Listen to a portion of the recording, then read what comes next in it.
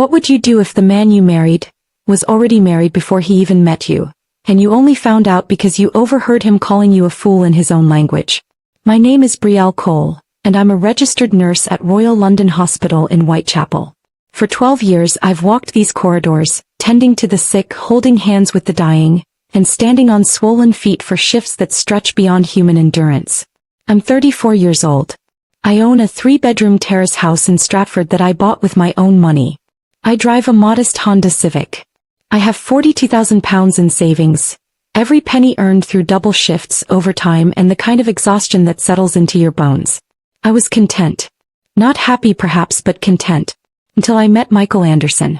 Before I continue, please like this video, comment, "I'm listening," and subscribe so you never miss stories that reveal the truth behind closed doors. It was December 2021. I'd flown to Marbella, Spain for a week-long vacation with my best friend, Claire. We met at a beach club in Puerto Banús.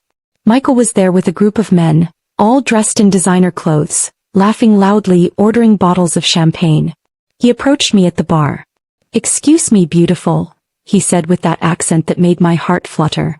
"I couldn't help but notice you from across the room. Your smile could light up this entire city." I laughed. It was cheesy, but after years of dating apps and disappointing first dates in London, it felt refreshing. We talked for hours. He told me he was an engineer from West Africa in Spain for a business conference. He showed me photos of construction projects, spoke about his dreams of expanding internationally, of building something meaningful. "I'm tired of my country," he confessed over our third drink. "The corruption, the lack of opportunities. I want to live somewhere I can truly grow. Somewhere like London." By the end of that week we were inseparable. When I flew back to London we stayed in touch. Every day he video called me. Every morning I woke up to sweet messages. "Good morning, my queen. I hope your shift goes well today. Remember that you are loved." For 6 months we maintained a long-distance relationship. He would send me flowers. He remembered every important date. When my father passed away in May 2022, Michael stayed on the phone with me for 6 hours while I cried. "I wish I could be there to hold you," he whispered. "One day soon, my love. One day soon." That's when I made the decision. I would sponsor him to come to the UK. My friend Claire warned me. We sat in her kitchen in Peckham on a Saturday afternoon, her 2 children playing in the living room while we drank tea. "Brielle, you barely know this man," she said, stirring her cup slowly. 6 months of video calls. That's not enough."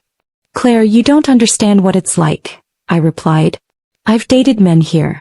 They're either intimidated by the fact that I own my home, or they're looking for a mother, not a partner. Michael is different. He respects me. He loves me." "He loves your British passport," she muttered. I stood up, offended. "That's unfair." "Is it?" She looked at me with those knowing eyes. "Brielle, I've seen this story before. My cousin Patricia? Same thing. Sponsored a man from the Caribbean. The moment he got indefinite leave to remain, he left her for a woman he'd been with the whole time. She wasted £20,000 and 5 years of her life. Have you ever loved someone so deeply that you ignored the red flags? Michael isn't like that." "They never are," she said quietly. "Until they are." "Have you ever loved someone so deeply that you ignored the red flags?" I left her house angry. But 2 weeks later, I was sitting in a solicitor's office in Canary Wharf, signing papers for a spouse visa application. The immigration solicitor, a sharp woman named Ms. Thompson, walked me through the requirements. "You'll need to prove you earn at least £29,000 annually," she explained. "You'll need to show adequate accommodation. You'll need to provide evidence of your relationship. Photos, correspondence, phone records. The Home Office is very thorough." "I have everything," I assured her. "And you're certain about this relationship?" Miss Thompson asked, studying my face. "Because once he arrives and you marry, if the relationship breaks down before he gets indefinite leave to remain, things can get complicated. Expensive. Emotionally draining." "I'm certain," I said firmly. "The process cost me £18,000. Solicitor fees. Home Office application fees. Flights. Medical examinations. English language tests. Financial documents. I paid for everything. Michael contributed nothing. "I'm so grateful, baby," he would say on our video calls. When I get there I will pay you back everything. I promise. The waiting period was 9 months. 9 months of anxiety, of checking my email obsessively, of praying the application wouldn't be rejected. Finally, in March 2023 the email arrived. Application approved. I screamed so loudly that my neighbor Mrs. Kolsky knocked on my door thinking someone had broken in. Michael landed at Heathrow Airport on April 15, 2023. I stood at arrivals with a bouquet of roses, my heart racing. When he walked through those doors pulling his suitcase, looking around nervously until his eyes found mine, I cried. He dropped everything and ran to me. He lifted me off my feet and kissed me like we were in a movie. "I'm home," he whispered. "I'm finally home." The first 6 months were bliss. Michael moved into my house in Stratford. He marveled at everything. The central heating, the washing machine, the fact that electricity ran 24 hours a day. "You don't understand what this means," he said on his first night, staring out the window at the streetlights. "Where I'm from we struggle. Here everything works. Everything is possible." He was affectionate. Kind of. He cooked elaborate meals, exotic dishes I'd never tasted before. He cleaned the house without being asked. When I came home from grueling 12-hour shifts at Royal London, he would run me a bath, massage my shoulders, bring me tea. "You work so hard, my queen," he would say. "Let me take care of you." We went for walks in Victoria Park. We attended church together at a parish in Woolwich. We hosted dinner parties where he charmed my friends and colleagues. Even Claire softened. "Okay, I admit it," she said to me after one gathering. "He seems genuine. Maybe I was wrong." We got married at Stratford Registry Office on September 10, 2023. It was a small ceremony, just Claire, her husband Marcus, my colleague Janet from the hospital, and Michael's friend David, who claimed to be a business associate living in Birmingham. I wore a simple cream dress from Zara. Michael wore a navy suit. We exchanged vows, signed the register, and went for lunch at an African restaurant in Dalston. It was perfect. That same month we filed for his leave to remain application. The solicitor explained he would eventually qualify for indefinite leave to remain after 5 years, and then citizenship. "Everything is coming together, baby," Michael said that night as we lay in bed. "Soon I'll get my work authorization. I'll start earning. We'll buy a bigger house. Maybe in Canary Wharf. We'll have children. Build our empire." "I love you," I whispered. "I love you more," he replied. But I started noticing small things, that he was always on his phone. When I entered a room he would quickly switch apps or turn the screen away. "Who are you texting?" I asked one evening. "Just David," he said casually. "We're discussing a business opportunity." He had 3 phones. 3. When I questioned it he explained that one was for UK contacts, one for contacts back home, and one for business. "Would you be worried if your husband had 3 phones, or would you trust him?" It seemed excessive, but I let it go. He never contributed financially. At first I understood he couldn't legally work yet. But he never even offered to help with groceries from the money I gave him for transport. "Baby, I need £50 for an interview outfit," he would say. Or, "Can you send money for my phone credit?" I always said yes. He started going out more. Meeting David in Birmingham. Networking event in Manchester. He would leave Friday evening and return Sunday night. When I suggested coming with him he would deflect. "You're always tired from work, baby. Rest. I'll be back soon." The intimacy between us declined. We went from making love 3 times a week to once a fortnight. When I initiated he seemed distracted. "Just tired, baby," he would say. But the biggest change was subtle. The way he looked at me shifted. The warmth in his eyes cooled. The spontaneous kisses stopped. The foot rubs disappeared.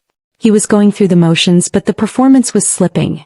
At what point do you start questioning the person you share a bed with?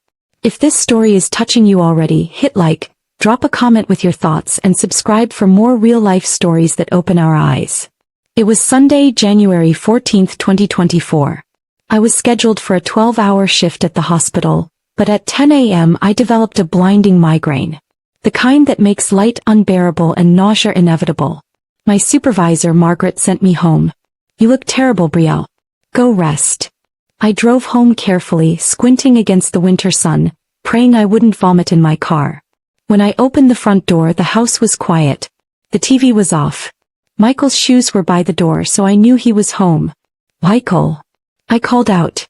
No response. I climbed the stairs slowly, each step making my head throb.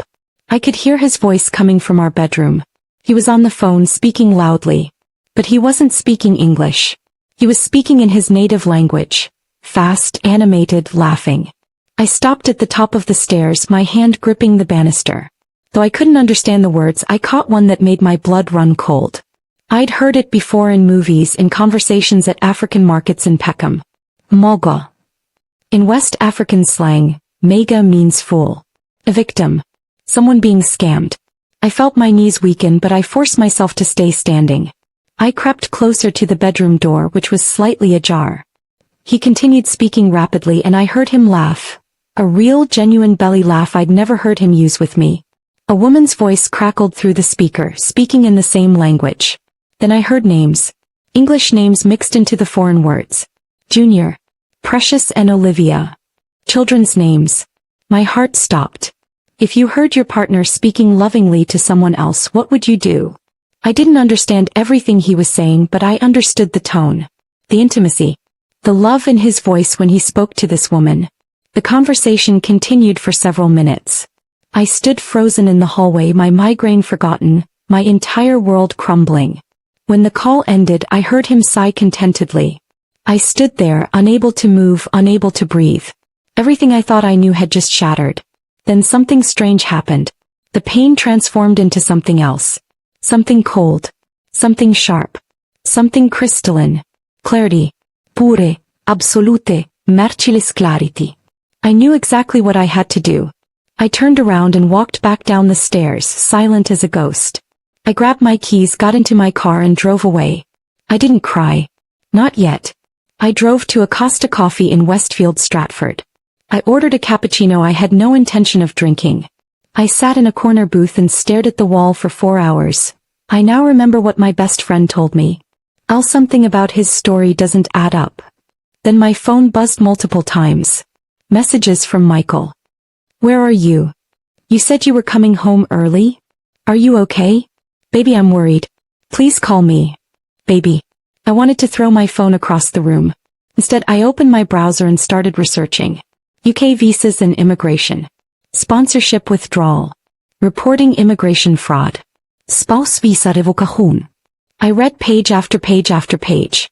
I learned that as a sponsor, I had the right to withdraw my support at any time. I learned that immigration fraud, entering into a marriage solely for immigration purposes, was a criminal offense. I learned that if fraud was proven, his leave to remain would be revoked immediately. I learned that he would be detained and deported. I learned that I had power. Real power. The power to destroy the man who had destroyed me. At 8 p.m. I finally responded to Michael's messages.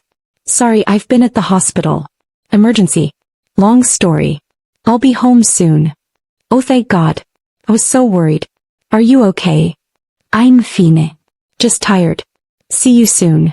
I drove home. When I walked through the door, Michael rushed to me, concern etched on his face. Baby, what happened? Are you okay? He reached out to hug me. I let him. I even hugged him back. Just a patient crisis, I said. It's resolved now. You should have called me. I would have come to get you. I know. I'm sorry. I wasn't thinking clearly. He kissed my forehead. Go rest. I made dinner. Thank you, I said, forcing a smile. That night we ate together. We watched TV. We went to bed. He tried to initiate sex. I pretended to be too tired. I understand, he said, kissing my shoulder. Sleep well, my queen. My queen. I lay there in the dark, listening to him snore, planning his destruction. The next morning, while Michael was at the gym, I called Ms. Thompson. Ms. Mitchell, she answered. How can I help you? I need to withdraw my sponsorship for my husband, I said calmly. There was a long pause. I see, she said carefully. This is a significant decision. May I ask what prompted this? The marriage is fraudulent, I said, my voice steady. He has a wife and children back in his home country. He married me solely to obtain leave to remain in the UK. I have evidence. Another pause. Then, I'm very sorry to hear this. Unfortunately, I've seen this situation before. Can you come to my office? We'll need to act quickly and carefully. When? Today if possible. The sooner we submit the report to the Home Office, the better. I'll be there in 2 hours. I hung up and immediately went to work collecting evidence. While Michael's phone was locked, I remembered something. He used the same laptop as me. We had separate user accounts, but he often left himself logged in. I opened the laptop. His WhatsApp web was still active. My hands shook as I began scrolling through his conversations. There was a chat with my heart, clearly his real wife, though he'd saved her under a deceptive name. I scrolled back months. The evidence was overwhelming. Messages from before we even met, written in English. I found a good target in London. She has a house, good job, she's desperate for a husband. I'll marry her, get my papers, then I'll come back for you. Messages from our honeymoon period. The woman thinks I love her. I almost feel sorry for her sometimes. But we need this opportunity. Recent messages. Just 6 more months. Once I get indefinite leave to remain, I'll divorce her, file for you and the kids. We've planned it perfectly. There were photos too. Michael with a woman and their children at various events. Family photos.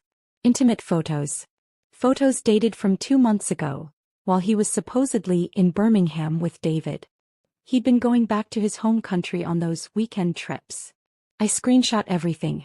I forwarded the messages to my email. I downloaded the photos. Then I found David's conversation. David wasn't just a friend. He was a facilitator. He'd helped Michael plan the whole scam. He'd advised him on what to say, how to act, how to maintain the deception.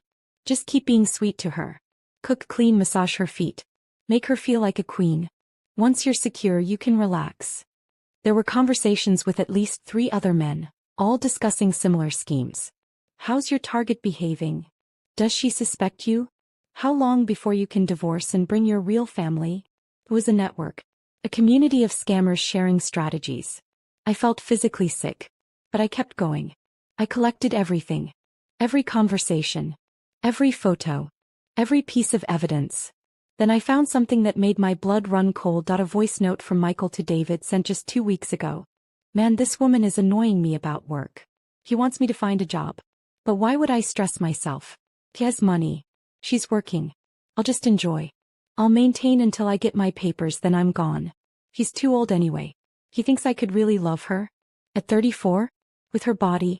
Please. I pity her. I'm just playing strategy. David's response. Hi brother, you're too much. But it'll work. Just 6 more months. Stay focused. I saved everything. Then I factory reset the browser history so he wouldn't know I'd accessed his messages. At 11 a.m. I was sitting in Miss Thompson's office in Canary Wharf. She listened to my story without interruption. When I finished, she was quiet for a moment. I'm truly sorry, Ms. Mitchell, she said finally. I wish I could say this is uncommon, but it's not. You'd be surprised how often this happens. What do I do now? We submit a formal complaint to UK Visas and Immigration. We include all the evidence you've collected. We explain that you were deceived, that the marriage was fraudulent, and that you are withdrawing your sponsorship immediately. What happens to him? Once the Home Office verifies the fraud, they'll revoke his leave to remain. He'll be notified to report to an immigration enforcement center. If he doesn't comply, they'll come to your home to detain him. He'll be held in an immigration removal center pending deportation. How long does the process take? It varies. Sometimes weeks, sometimes months. But given the evidence you have, I expect this will move quickly. The Home Office takes marriage fraud very seriously. I want him gone, I said coldly. Miss Thompson studied my face. I understand. But I need to warn you, this will be difficult. His family will react badly. He may become angry or even threatening. You need to prepare yourself mentally and emotionally. You may want to consider staying with a friend for a while. No, I said firmly. That's my house. I paid for it. He's the one who will leave. Very well. Then we should also discuss getting a non-molestation order if you feel unsafe at any point. We spent the next 3 hours drafting a comprehensive letter to UK Visas and Immigration. We included a detailed timeline of the relationship, screenshots of his conversations admitting the fraud, photos of his real family, evidence of his trips back home while claiming to be in Birmingham, financial records showing I'd supported him entirely, a formal statement withdrawing my sponsorship and a request for immediate revocation of his leave to remain. This is very thorough, Ms. Thompson said. The evidence is damning. They'll have no choice but to act. When do we submit it? I'll submit it today. You should receive confirmation within 48 hours. Then it's a matter of waiting for them to process it. Will they tell him? Not immediately. They'll investigate first. Once they verify the fraud, they'll schedule an interview or send enforcement officers to detain him. An interview, I repeated, an idea forming. Yes. Sometimes they invite the couple in for a credibility interview to confirm the fraud allegations. Can I request that they do the interview without warning him in advance? Ms. Thompson raised an eyebrow. You want to ambush him? I want him to face the consequences without warning, the way he was planning to blindside me. She smiled slightly. I can include that request in the letter. I can't guarantee they'll honor it, but I can ask. Please do. When I left her office, I felt lighter than I had in months. I was taking control. I was fighting back that I was not a victim. I was a warrior. How do you confront a man who is living two lives? For the next 5 weeks, I was an actress deserving of an Academy Award that I came home every evening and smiled at Michael. I asked about his day. I cooked meals. I did laundry. I even initiated intimacy twice, though it made my skin crawl. You seem happier lately, he commented one evening in early December. I'm just grateful, I said sweetly. Grateful for you. For us. For our life together. He kissed my forehead. I'm grateful too, baby. So grateful. Liar. But I smiled and kissed him back. Meanwhile, I was systematically preparing for his departure. Please like this video to support her strength, comment your advice for women going through this, and subscribe to join our community. I removed all my valuables from the house, jewelry, important documents, my mother's rings, and stored them at Claire's.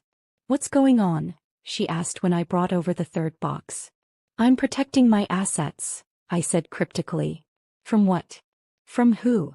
I'll tell you everything soon. Just trust me. I changed all my passwords. Banking, email, social media. Everything. I removed Michael as an authorized user on all my accounts. I documented every penny I'd spent on him over the past year.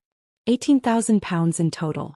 I took photos of all his belongings in case he later claimed I'd stolen anything. I consulted with a family law solicitor about divorce proceedings. Once his visa is revoked, the marriage will be considered void due to fraud, the solicitor explained. But you may want to formally divorce anyway for legal clarity. Whatever ends this fastest, I said. On December 15, 2023, I received the email I'd been waiting for. Subject: Interview scheduled, case reference.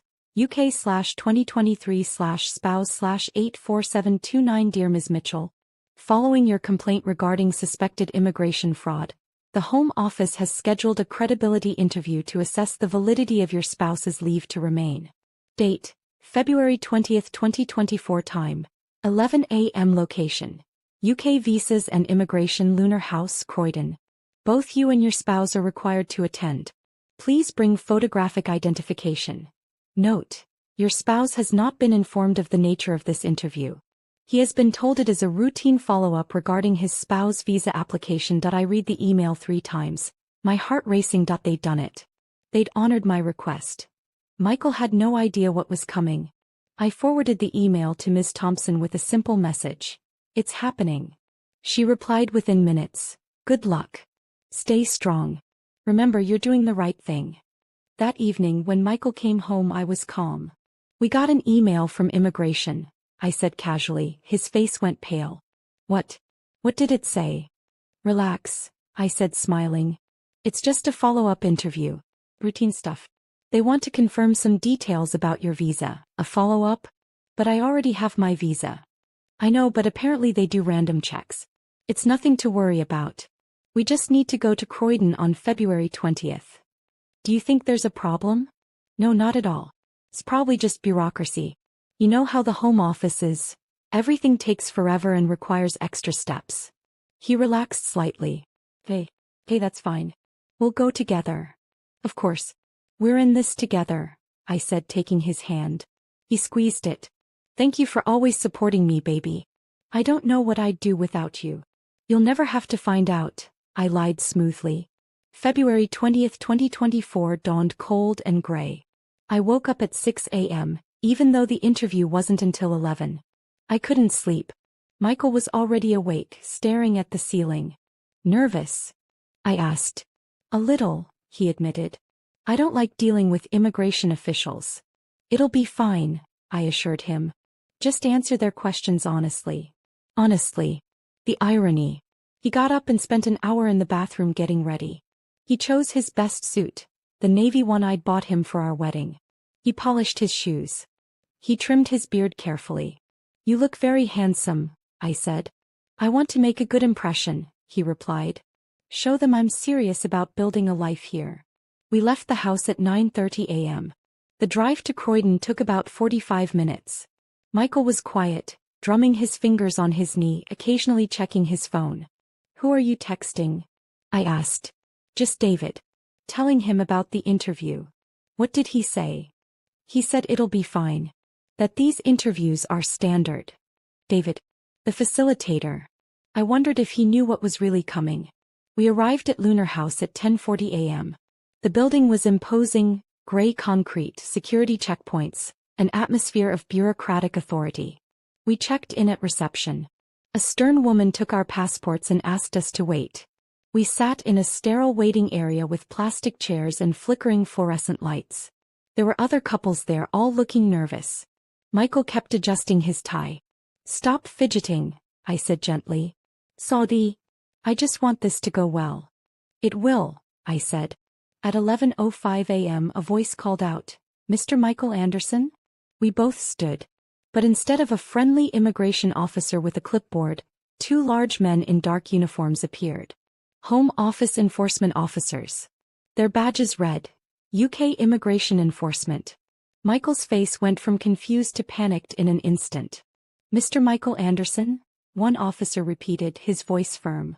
Yes. Michael stammered. Can you please come with us? And bring all your identification documents. What? What's going on? The second officer spoke. Mr. Anderson, we've received credible evidence that your spouse visa was obtained through fraudulent means, specifically that your marriage to Ms. Brielle Cole was entered into solely for immigration purposes. What? No, that's not true. Michael's voice rose. Brielle, tell them. He turned to me, his eyes wild, pleading. I stood up slowly. I smoothed my coat. I looked him directly in the eyes. The waiting room had gone silent. Everyone was watching. I can't tell them what isn't true, Michael, I said calmly. His mouth fell open. What are you saying? I'm saying I heard your phone call. With your wife. The mother of your children. I heard you call me a fool. I heard you laughing about how easy I was to manipulate. I heard your entire plan. The color drained from his face. I am not your ladder, Michael, I continued, my voice steady and cold. And this fool has closed the bank.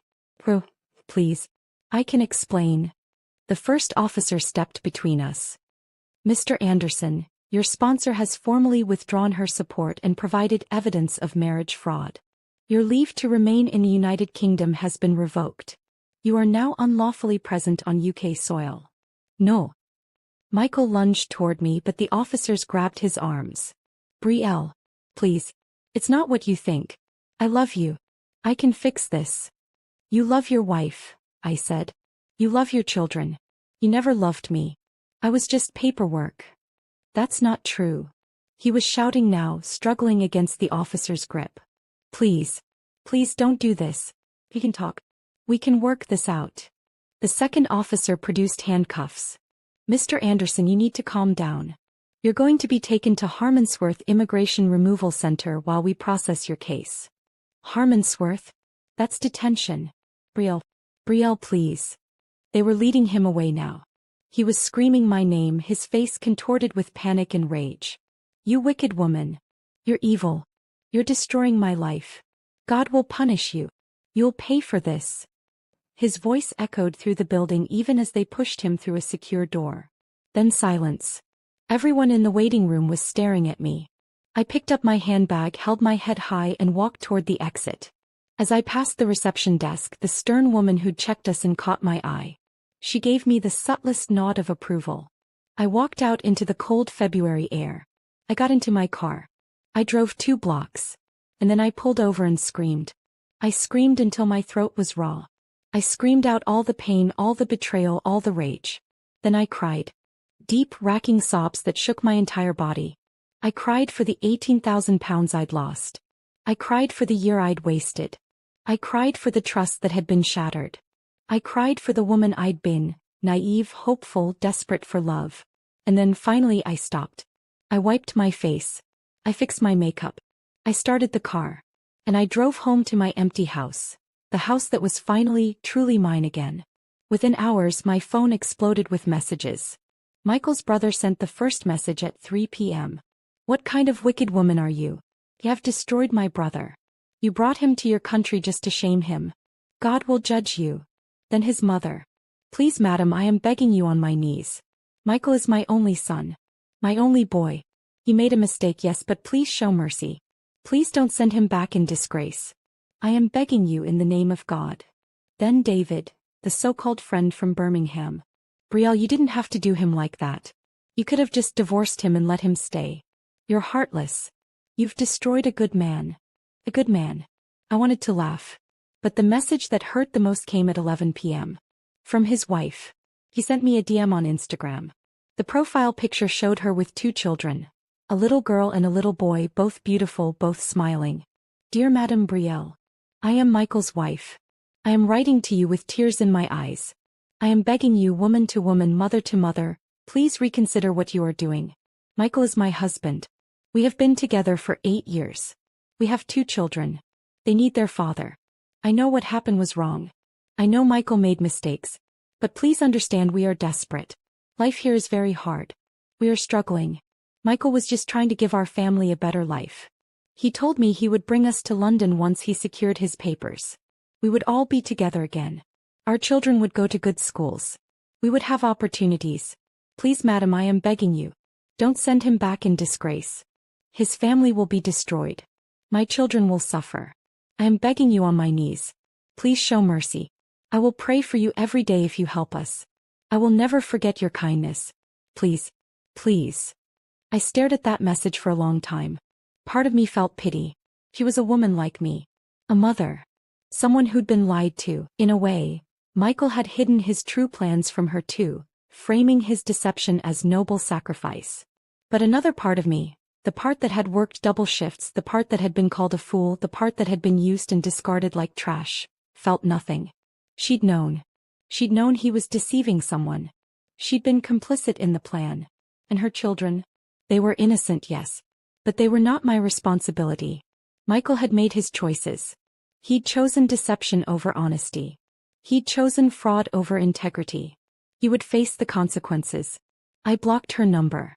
I blocked everyone, his family, David, anyone associated with him. Over the next few days, the messages continued from different numbers, different accounts, all saying the same thing. You're wicked. You're heartless. God will punish you. You've destroyed a family. I deleted them all. On February 25th, Ms. Thompson called. I wanted to update you on Michael's status, she said. He's currently being held at Harmondsworth Immigration Removal Center. His deportation has been scheduled for March 8th. So soon. Yes. Given the strength of the evidence and the seriousness of the fraud, the Home Office is fast-tracking his removal. He attempted to appeal, but it was denied. There's simply no defense against the evidence you provided. Good, I said. How are you holding up? She asked gently. I'm processing. It's been overwhelming. I imagine so. Brielle, I want you to know, you did the right thing. Marriage fraud is a serious crime. You didn't destroy his life. He destroyed his own life through his choices. You simply refused to be complicit in those choices. Thank you, I whispered. Take care of yourself. And if you need anything, legal advice, resources, support, please don't hesitate to call. My church was divided in their response. The first Sunday after Michael's detention, I walked into church in Woolwich feeling like everyone was staring at me. Because they were. The older women, the ones who'd cooed over our wedding, now looked at me with cold disapproval. After service, one of them approached me. Brielle, what you did was wicked. she said bluntly. That man loved you. He married you. And you destroyed him. He didn't love me, I replied calmly. He used me. So, marriage is about forgiveness. You should have forgiven him. Forgiveness doesn't mean letting someone continue to exploit you. You've destroyed a family, another woman chimed in. Those children need their father. Those children are not my responsibility. Their father should have thought about them before committing fraud. You're heartless, the first woman hissed. But not everyone agreed with her. As I was leaving, a younger woman named Blessing caught my arm. Don't listen to them, she whispered. You did the right thing. My cousin went through the same thing. Married a man who used her for papers. She just divorced him and let him stay. Now he's brought his real wife and children to Manchester, and they're all living in the house my cousin helped him buy. You were smart to cut it off completely. Thank you, I said, tears pricking my eyes. Another woman, Grace, squeezed my hand as she passed. You did what I couldn't do 20 years ago, she whispered. Well done, my daughter. Well done. I learned that day that women are divided into two camps. Those who've never been exploited and can afford to be judgmental, and those who have been exploited and understand exactly why I did what I did. Claire, predictably, was my rock. When I finally told her everything, the phone call I'd overheard, the evidence I'd collected, the confrontation at the immigration office, she cried with me. I'm so sorry, she said, holding me tight. I'm so sorry you went through this. I should have pushed harder. I should have. You tried to warn me, I interrupted. I just wasn't ready to hear it. I wanted to believe in love. I wanted to believe someone could love me for me. Someone will, she said fiercely. But it won't be a user. It won't be a scammer. You deserve real love, Brielle. Real partnership. Real respect. Right now I just want peace, I said. Then take all the time you need, she replied. Heal. Rebuild. And when you're ready, not before, you'll find something real. The weeks after Michael's detention were the quietest my house had been in over a year. No one was cooking elaborate meals in the kitchen. No one was watching foreign films in the living room. No one was sneaking around with 3 phones. No one was lying to my face while planning my betrayal. It was just me. And the silence. And slowly, gradually, peace. In the kitchen. No one was watching foreign films in the living room. No one was sneaking around with 3 phones. No one was lying to my face while planning my betrayal. It was just me. And the silence. And slowly, gradually, peace. I threw away everything that reminded me of him. His clothes went to charity shops. The photos went in the bin. The wedding album, such as it was, went into the fireplace and burned. I deep cleaned every room. I scrubbed the bathroom tiles. I washed all the bedding. I repainted the bedroom a completely different color, from the cream he'd chosen to a deep, calming blue. I was erasing him from my home and from my life. On March 8, 2024, Michael Anderson was deported from the United Kingdom. I didn't go to see him off. I didn't call. I didn't send a message. But Ms. Thompson sent me a text. It's done. He's on a flight back home. It's over. I sat on my sofa staring at that message, waiting to feel something. Relief? Triumph? Satisfaction? But I felt nothing. Just emptiness. Not a painful emptiness. More like the emptiness of a room after you finish decluttering. Space. Thank you. Possibility. I poured myself a glass of wine, a nice Malbec I'd been saving, and toasted to absolutely nothing. To closing chapters, I said to my empty living room. The wine was excellent. Over the following weeks I started reclaiming my life. I reduced my hours at the hospital. I'd been working myself into the ground for so long, first to save money for Michael's visa, then to replenish my depleted savings. Now I chose to prioritize my well-being over overtime pay. I started therapy with Dr. Patel, a counselor in Canary Wharf who specialized in trauma and betrayal. You're not a victim, she told me in our first session. You're a survivor. You took control of your narrative when many people would have stayed in denial. Sometimes I wonder if I was too harsh, I admitted. If I should have just divorced him and let him stay. Why? She challenged. So he could benefit from a fraud he committed against you? So he could bring over his real family using your house, your money, your sacrifice as the foundation? Brielle, he made a calculated decision to deceive you. He didn't accidentally fall into this situation. He planned it. He executed it. He laughed about it with his friends. Actions have consequences. You simply ensured he faced those consequences. His children are not your responsibility, she interrupted firmly. Their father chose to abandon them to pursue a fraud scheme. That's on him, not you. You cannot set yourself on fire to keep someone else warm, especially when that person is actively trying to burn you. Those sessions helped. Slowly I stopped second-guessing myself. I stopped scrolling through our old photos wondering if any of it was real. I stopped torturing myself with what-if scenarios. I joined a support group for people who'd experienced romance scams and immigration fraud. The first meeting was in a community center in Stratford, just 10 minutes from my house. There were 12 of us, 11 women and 1 man, sitting in a circle with plastic chairs and weak tea. The facilitator, a woman named Margaret, opened the session. This is a safe space. What's shared here stays here. Who would like to start? An older woman named Patricia spoke first. She'd sponsored a man from the Caribbean. They'd been married for 4 years. The moment he got indefinite leave to remain, he left her for a woman he'd been with the entire time. Patricia lost her house in the divorce settlement. I felt so stupid, she said, crying.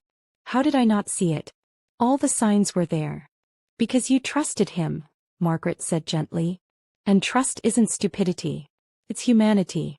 The shame belongs to the people who abuse that trust, not to the people who offer it. Others shared similar stories. A man named James who'd sponsored his girlfriend from Southeast Asia. A woman named Adana who'd brought over her fiancé from West Africa. A woman named Rebecca who'd been scammed by someone from Eastern Europe. The details varied, but the pattern was identical. Charm, love bombing, financial exploitation, and abandonment once immigration status was secured. When it was my turn, I told my story. I cried. I raged. I laughed bitterly. And they understood. Every single one of them understood. You did what I wish I'd done, Patricia said when I finished. You reported him. You got him deported. I just let mine walk away and start a new life while I rebuilt from ruins. You're my hero. I don't feel like a hero, I said. That's because healing isn't heroic. It's just hard, Margaret replied. But you're doing it. And that's what matters. Please remember to like this video, comment your advice for women going through this, and subscribe to join our community. I attended that group every week. It became a lifeline. In April, I started asking myself the hard questions. Why had I been so vulnerable to Michael's manipulation? Why had I ignored the red flags? Why had I been so desperate to make it work? Ladies, please listen carefully. Sometimes love is not blind. Women just see the truth too late. The answers weren't comfortable. I'd been lonely. Desperately, achingly lonely. I'd been 32 watching friends get married and have babies, feeling like I was being left behind. I'd convinced myself that time was running out, that my options were narrowing, that this might be my last chance at love. I'd ignored my instincts because I wanted the fairy tale so badly that I was willing to pretend the villain was a prince. Dr. Patel helped me work through this. You weren't stupid, Brielle. You were hopeful. And hope is not a character flaw. But I ignored every warning sign. Because you'd been conditioned to believe that being skeptical makes you bitter, that having boundaries makes you difficult, that protecting yourself makes you closed off. Society tells women to be open, trusting, giving. And then punishes them when they get hurt. So what do I do differently next time? You trust yourself, she said simply. You listen to your gut. When something feels off, you investigate instead of explaining it away. You require consistency, not just grand gestures. You watch how someone treats you when they're not getting what they want. And most importantly, you remember that being alone is better than being with someone who sees you as a ladder. I wrote that last part down in my journal. Being alone is better than being with someone who sees you as a ladder. I started dating myself. I took myself to restaurants I'd always wanted to try. I went to museums. I saw theater shows in the West End. I booked a solo trip to Paris for a long weekend and wandered the streets eating croissants and feeling gloriously independent. I redecorated my entire house. Not just erasing Michael, but creating a space that reflected who I was and who I wanted to be. I planted a garden in the back. Roses, lavender, herbs. Things that required patience and care but rewarded you with beauty. I reconnected with hobbies I'd abandoned. I started painting again. Abstract pieces that made no sense but felt therapeutic. I joined a book club. I took a pottery class where I made the ugliest bowl in the history of ceramics, but I was proud of it anyway. I learned that healing isn't linear. Some days I felt strong and empowered. Other days I cried in the shower, mourning not the man Michael actually was, but the man I'd believed him to be. Some days I was angry, furious at him, at David, at his wife, at the entire system that made scamming vulnerable women seem like a viable strategy. Other days I felt nothing. Just numb. Just tired. But slowly, gradually, imperceptibly I was getting better. My savings started recovering. I was putting away £800 a month now that I wasn't funding Michael's lifestyle. By June I was back up to £24,000. Still not where I'd been, but getting there. I changed my relationship with money too. I realized I'd been using it to buy affection, to prove my worth, to keep someone who should have wanted to stay on their own. Money is a tool, not a substitute for love, Dr. Patel reminded me. And anyone who wants you primarily for your money doesn't actually want you. In May, something unexpected happened. I received a message on Facebook from a woman named Sophie Carter. The profile picture showed a young woman, maybe 25, with kind eyes and a warm smile. Hello, Brielle. You don't know me, but my name is Sophie. I am writing to you because I heard about what happened with Michael Anderson. I need to tell you something. You are not his only victim. Michael did the same thing to my sister Emma, 3 years ago in Canada. He met her online, convinced her to sponsor him for a visitor visa, came to Toronto, married her, and applied for permanent residency. My sister spent $25,000 Canadian dollars on him. Visa fees, lawyer fees, supporting him financially. After 18 months he left her. Just disappeared one day. She found out later he had a wife and children back home the entire time. Emma was devastated. She fell into depression. She attempted suicide. She lost her job. Our family had to rally around her to help her rebuild her life. When I heard that Michael had been deported from the UK, I felt I needed to reach out to you.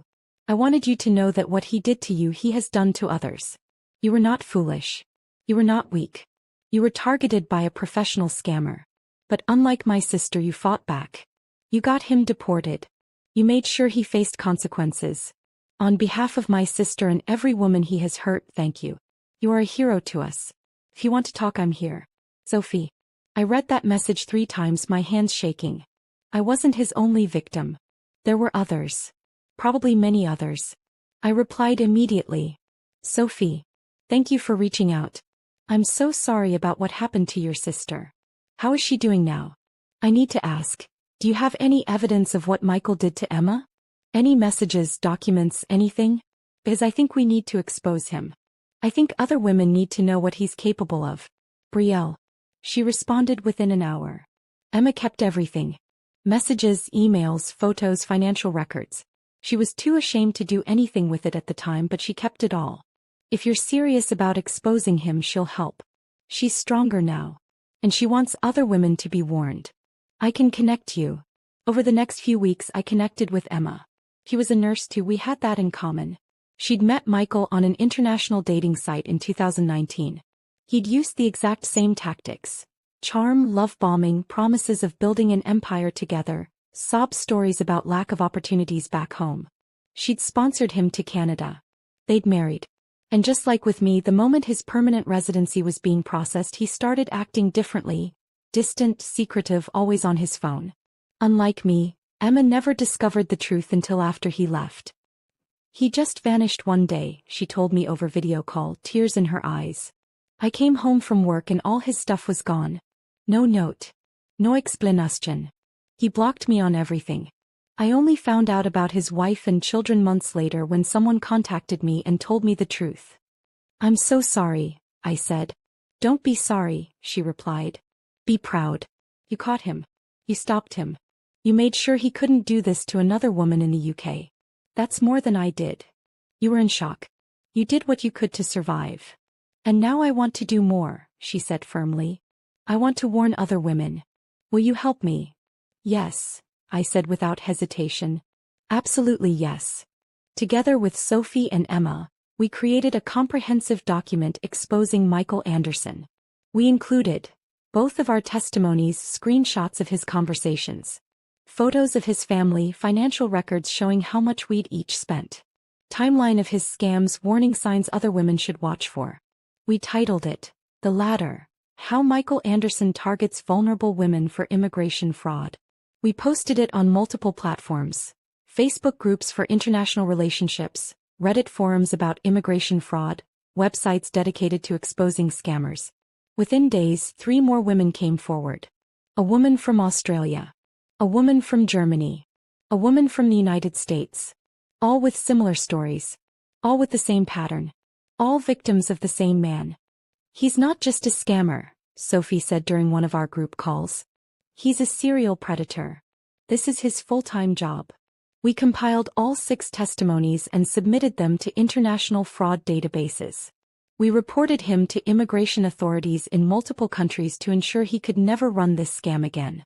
Even if he tries to move to another country, he'll be flagged, Emma explained. We've made sure of that. For the first time since January, I felt something other than emptiness or pain. I felt purpose. I felt power.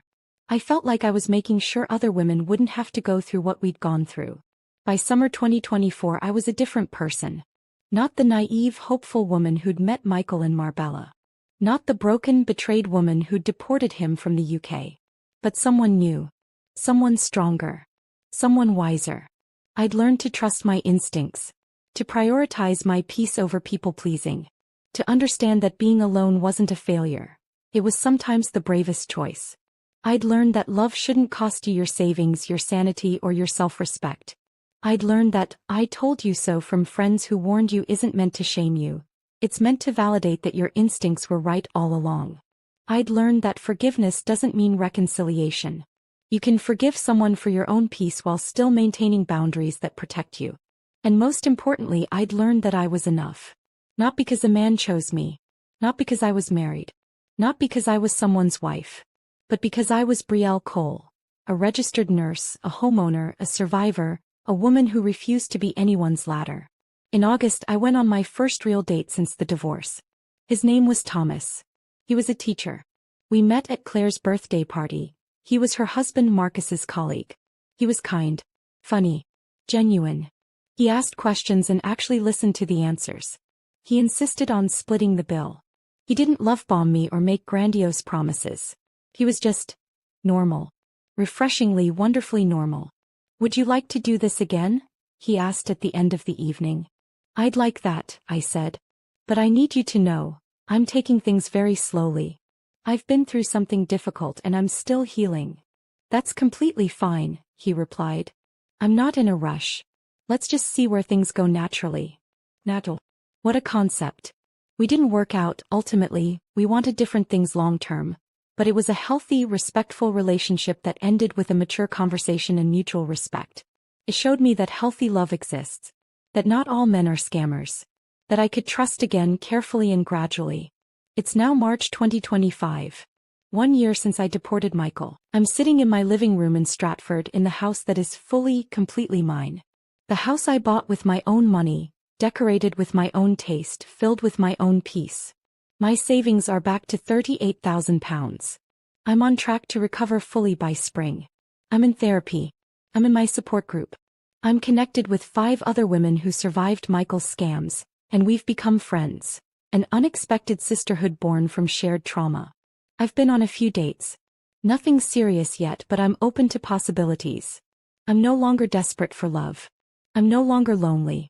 I'm content with my own company, which means anyone I let in has to add value, not fill a void. My church has mostly moved on from the scandal, though a few women still give me disapproving looks. I've learned to ignore them. Their judgment says more about them than about me. Claire remains my best friend, my rock, my voice of reason. "I'm proud of you," she told me recently. "You could have stayed broken. You could have let bitterness consume you. But you chose healing. You chose growth. You chose yourself." "I didn't have a choice," I replied. "We always have a choice," she countered. "You chose the hard path. The brave path. And look where you are now." I'm also mentoring other women now. Through the support group, I've become someone others turn to when they suspect fraud. I help them recognize red flags. I help them collect evidence. I help them find the courage to walk away. Last month, I helped a woman named Priya report her husband for visa fraud. The evidence was overwhelming. He had another family back home just like Michael did. I don't know if I can do this, she said, crying in my living room. What if I'm making a mistake? What if he really loves me? I took her hands in mine. Priya, love doesn't lie. Love doesn't exploit. Love doesn't use you as a stepping stone. You're not making a mistake. You're protecting yourself. She reported him. He was detained. He's awaiting deportation. She's devastated, but she's also relieved. And she's grateful.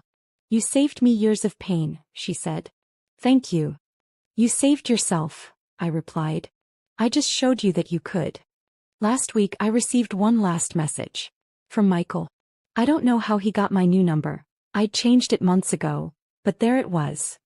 Brielle, I know you probably don't want to hear from me. I know you hate me. But I need to say this. I'm sorry. I'm sorry for lying to you. I'm sorry for using you. I'm sorry for making you think I loved you when I was just using you as a means to an end. Being deported was the worst thing that ever happened to me, but also the best. It forced me to face what I'd become. A liar. A user. A man who hurt people. I've lost everything. My wife left me. She said she couldn't respect a man who treats women the way I treated you. My children barely speak to me.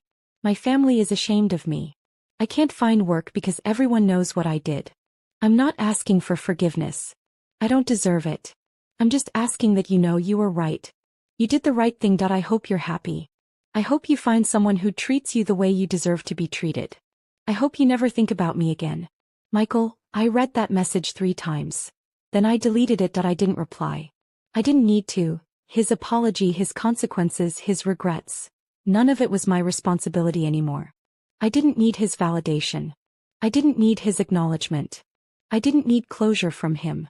I'd already found closure within myself. I blocked the number and went about my day. If you're reading this story and you see yourself in my journey, if you're sponsoring someone and noticing red flags, if you're feeling used, if something doesn't feel right but you're explaining it away because you're desperate for love, please listen to me. You are not too old. You are not too difficult. You are not running out of time. You are not going to die alone if you don't settle for someone who treats you like a ladder. Love doesn't exploit. Love doesn't deceive. Love doesn't cost you your savings and your sanity. Real love adds to your life. It doesn't drain it. Real love is consistent, not just charming. Real love shows up in actions, not just words. Real love respects you, values you, and chooses you every day. And if someone is only with you for what you can give them, whether it's money, immigration status, a place to live, or anything else, they don't love you. They're using you. You deserve better. And being alone while you wait for better is not a failure. It's wisdom. I spent a year in hell, but I came out stronger. I lost 18,000 pounds, but I gained invaluable lessons about self-worth, boundaries, and the importance of trusting your instincts. I lost a husband, but I gained myself back. And that trade? That was worth it. Based on my experience and the experiences of the 5 other women Michael victimized, here are the red flags to watch for. Before marriage. Rush timeline. They want to marry quickly, often within months of meeting. Love bombing. Excessive affection, grand promises, constant communication. Financial dependence. They ask you to pay for everything. Visa fees, flights, living expenses. Vague background. They're evasive about their past, family, or previous relationships. Immigration focus. They talk frequently about visa timelines, residency requirements, citizenship. Isolation attempts. They discourage you from seeking advice from friends or family. Too perfect. They seem to be exactly what you're looking for. It feels scripted. After arrival. Multiple phones. They have several phones and are secretive about them. Language switching. They switch languages during phone calls and become evasive when asked. Mysterious absences. Frequent unexplained trips or outings. No job search. Despite claiming they want to work, they make no effort to find employment. Financial exploitation. Constant requests for money with vague explanations. Declining intimacy. The affection drops significantly once they're secure. Secretive behavior. They hide their screens, change passwords, take calls in private.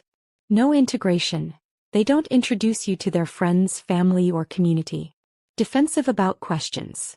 They become angry or accusatory when you ask reasonable questions. Inconsistent stories.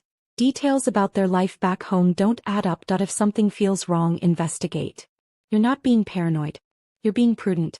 If you've experienced immigration fraud, romance scams, or financial exploitation in relationships, here are resources that can help. UK resources. UK visas and immigration fraud reporting. gov.uk/report-immigration-crime. Action Fraud, UK Fraud Reporting actionfraud.police.uk 0300 1232040. Victim Support UK. victimsupport.org.uk 0808 1689 111. National Domestic Abuse Helpline. 0808 2247. Citizens Advice. citizensadvice.org.uk. Money Helper Financial Guidance moneyhelper.org.uk 0800 138 7777. You are not alone. You are not foolish. You trusted and someone abused that trust. The shame belongs to them, not to you. If you're considering sponsoring someone for a visa, take these precautions. Before committing, visit their country. See where they live, meet their family, observe them in their natural environment. Background check. Hire a private investigator if necessary. Verify everything. Independently confirm their employment, education, relationship history. Take your time. A genuine relationship can withstand a longer courtship. Involve your community. Introduce them to friends and family early. Listen to feedback. Keep records. Document everything. Messages, calls, financial transactions. Separate finances. Never combine finances before marriage and maintain separate accounts after. Prenuptial agreement. Protect your assets legally. Trust your instincts. If something feels off, investigate before proceeding. During the relationship, maintain boundaries. You can be generous without being exploited. Require reciprocity. A real partner contributes in meaningful ways. Stay connected. Don't let them isolate you from friends and family. Monitor red flags. Be vigilant for warning signs and keep evidence. If you suspect fraud, document everything before confronting them. If you suspect fraud, don't confront immediately. Gather evidence first. Consult a solicitor. Understand your legal options. Secure your assets. Remove them from bank accounts. Protect valuables. Document everything. Screenshots, photos, financial records. Report to authorities. Contact UK Visas and Immigration. Seek support. Talk to friends, family, therapists, support groups. Don't feel guilty. You're not destroying their life. They destroyed it themselves. If this story resonated with you, share it. Someone in your life needs to hear this. A friend, a family member, a colleague who's in a questionable relationship. Share this story. You might save them from years of pain. Comment below. Tell me your story. Tell me if you've experienced something similar. Let's create a community of survivors who refuse to be silenced. Subscribe for updates. I'll be sharing more about my healing journey, warning signs to watch for, and advice for protecting yourself in relationships. Get help if you need it. If you're in a situation like mine, please reach out to the resources listed above. Talk to a solicitor. Talk to a therapist. Talk to someone you trust. Don't stay silent because you're ashamed. There is no shame in being deceived by someone you loved. Trust yourself. Something feels wrong, investigate. Someone is pressuring you to move fast, slow down. If someone makes you feel like you're crazy for having doubts, that's a red flag. Listen to your gut. It's usually right. Support other women. If you know someone going through this, don't judge them. Support them. Help them see clearly. Help them find resources.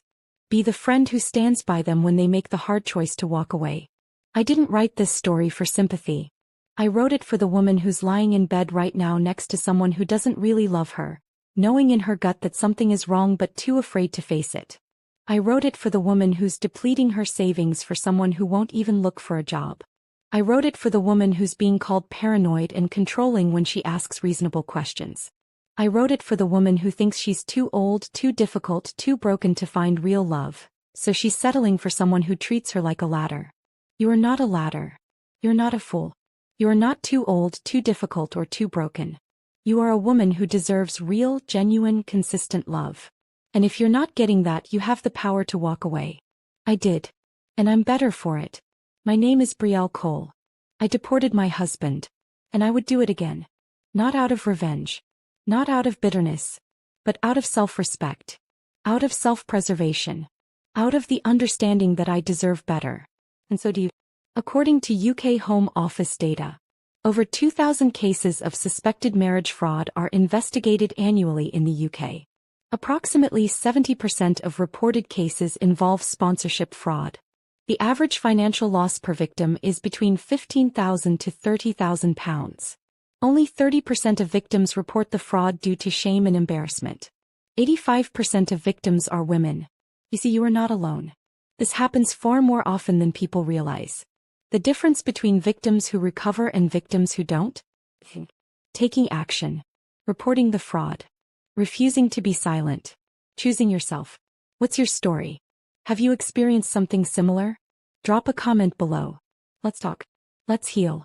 Let's protect each other. Don't forget to subscribe for more updates on healing, red flags to watch for, and resources for survivors. If this story helped you, please share it. You never know whose life you might save. Together we're stronger. Remember, being alone is better than being with someone who sees you as a ladder. You are enough. You always have been. Before you go, here are some questions Elle will like you to ask yourself. Would you be worried if your husband had 3 phones? Or would you trust him? Does affection in the beginning blind us from the truth later? Why do women stay loyal to men who show small but dangerous signs? If you heard your partner speaking lovingly to someone else, what would you do? Should a spouse ever have a secret language conversation behind closed doors? Is it possible to sleep beside someone who never truly belonged to you? How do you confront a man who is living 2 lives? If your heart shattered in one moment, would you act in rage or in silence? Have you ever been a victim of fraud? How did you come out? Did you recover your values or choose to forgive and divorce him? If this story touches you, hit like, drop a comment with your thoughts, and subscribe for more real-life stories that open our eyes.